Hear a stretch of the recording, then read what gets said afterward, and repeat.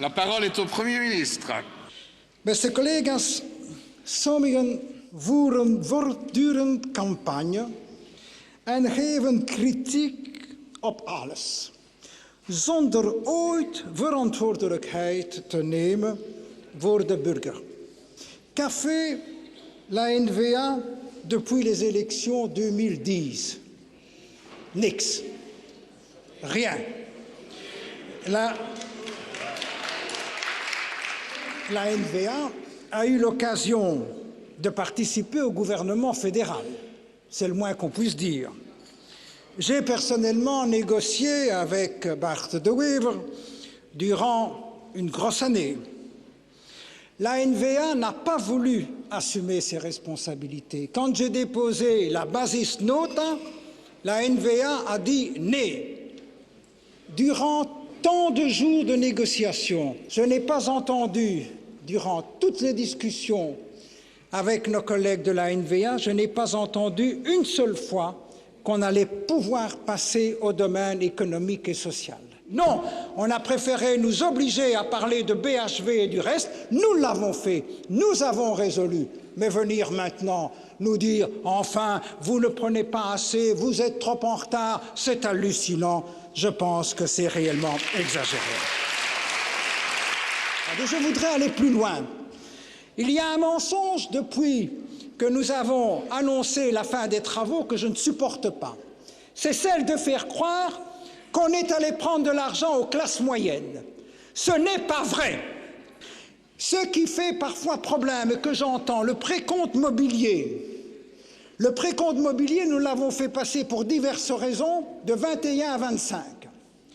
Si quelqu'un avait 50 000 € en banque pour avoir des bénéfices, des avantages considérés, moi, je connais beaucoup de Belges,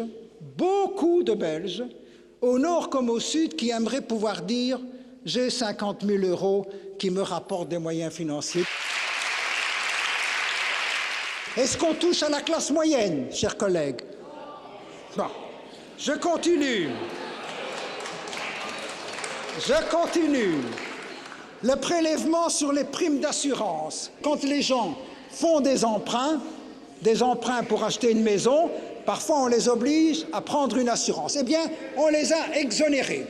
Je ne crois pas qu'on a été tondre, demander des efforts inimaginables à la classe moyenne. Autre rubrique des recettes, les accises. Sur le tabac et l'alcool, j'ai entendu que des sportifs ne boivent pas, ne fument pas. Bon, c'est très bien. Je les félicite. Mais franchement, dans tout ce que j'ai entendu, les citoyens ne m'ont pas dit « c'est un scandale, on touche la classe moyenne ». Vous savez, fumer et boire, dans toutes les catégories de la société, il n'y a pas que la classe moyenne, il y en a qui boivent et il y en a qui fument et on ne touche pas nécessairement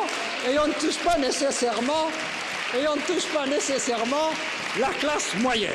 Beste collega's, enerzijds hoor ik dat deze regering te marxistisch is en niet Vlaams genoeg is. Anderzijds hoor ik nu dat de regering maatregelen neemt die in de goede richting gaan, maar die al een aantal jaar geleden, c'est ce que j'ai dit, zouden moeten zijn genomen. Ah, j'ai réfléchi un peu, mais je me dis, moet ik hieruit afleiden dat de voorgaande federale regeringen met eerste ministers zoals Yves Le Terme, Herman Van Rompuy, nog marxistischer waren dan de huidige regering als Herman Van Rompuy. Monsieur le Président, on ne sait pas être sérieux. Hein? Ce sont vos groupies, monsieur. Ce sont vos groupies, là. Als Herman Van Rompuy een marxist is, ik ga deze namiddag onmiddellijk naar Angela Merkel en de andere collega zeggen, pas op. Pas op. Hè? Allez, un beetje sérieuse. Hein? Mon dernier mot va pour le chef de groupe du CDNV.